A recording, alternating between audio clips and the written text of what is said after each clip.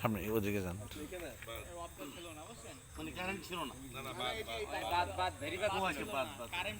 শাহজাদা কই? এই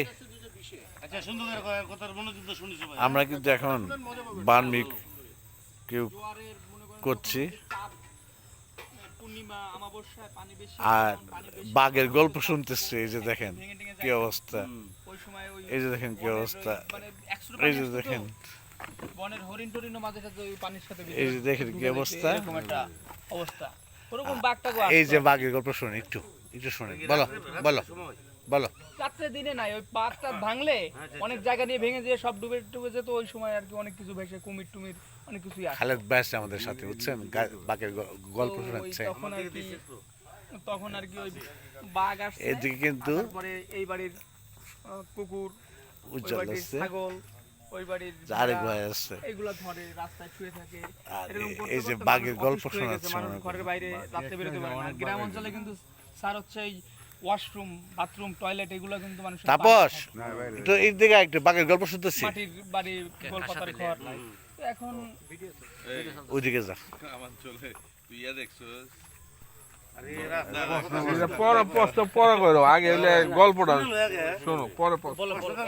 এখন ওই মানুষ বাইরেও বেরোতে পারে না, এমন একটা পরিস্থিতি। তখন এই যে পাশে যে আমাদের এই যে পুকুরটা না, এই পুকুর ওই পাশে একটা বিল আছে।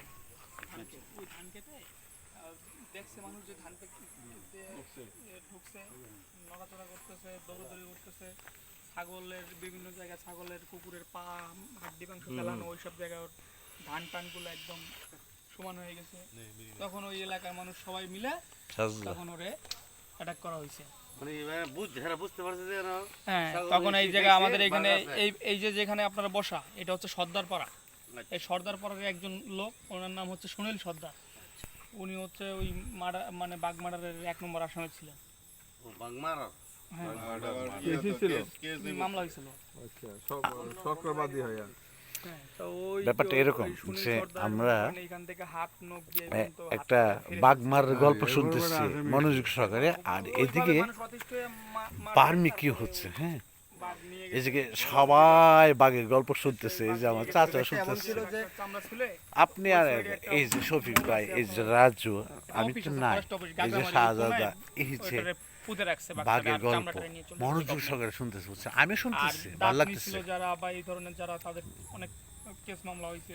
ইন্টারেস্টিং পার্টটা বললো, তুমি যে গাছের উপরে উঠে মারা দেখতেছিলা, তুমি যে শোনেন, ওই মরণ হয়েছে কি যে বাঘ মনে করেন যখন গেছে, তখন তো আমি আনন্দের চোটে বাঘ, আমি হাফ প্যান্ট পরা দৌড় দিয়ে বাসাতে বেরোইছি, বাঘ দেখতে গেছি।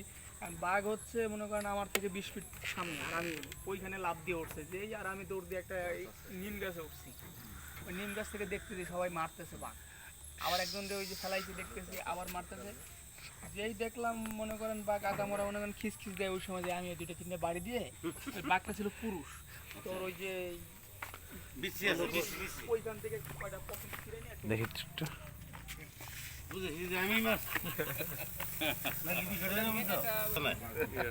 একটু আমরা কই শুনেন, গল্প তো শুনলাম, ভেরি ইন্টারেস্টিং।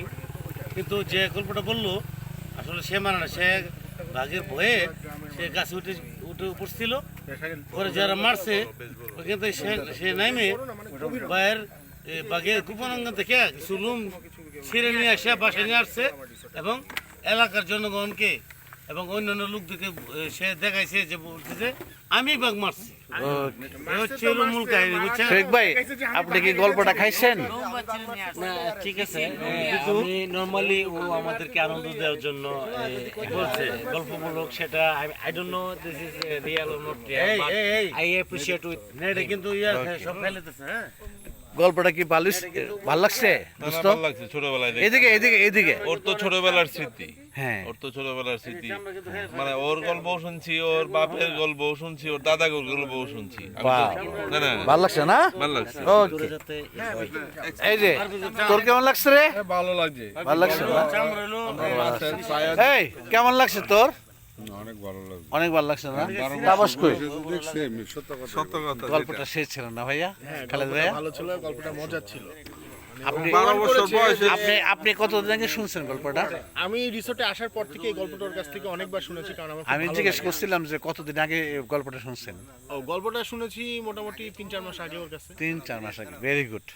তারপর গল্পটা শুনছস? শুনলাম তো, কেমন লাগলো? ভালোই লাগছে, কিন্তু শেষে যে ওই যে বিচির লোম ছিড়ালে হয়েছে, এই যে দেখেন আমরা বেশি হয়ে গেল না? বারবিকিউতে ফিরে যাচ্ছি। আমার এই ভাইটা গল্প করছে, উনি আমাদের রান্না করতেছে, ওরা সাপোর্ট দিচ্ছে। এই প্রথম দিন শামীমকে দিয়ে শুরু করছিলাম, এবার শামীমকে দিয়ে শেষ। কারণ এই যে সে কিন্তু হলো শেফ, একদম নাম করা একজন আমি শেফ। এগুলি বারবিকিউ লাড়ালাড়ি করতেছি। এই যে আপনি একটু লারেন, আমি একটু ভিডিও করি, একটু লারেন না চাচা, লারেন দেখে তো একটু প্লিজ। না আপনি মাছটা একটু করেন না, না এই করছে।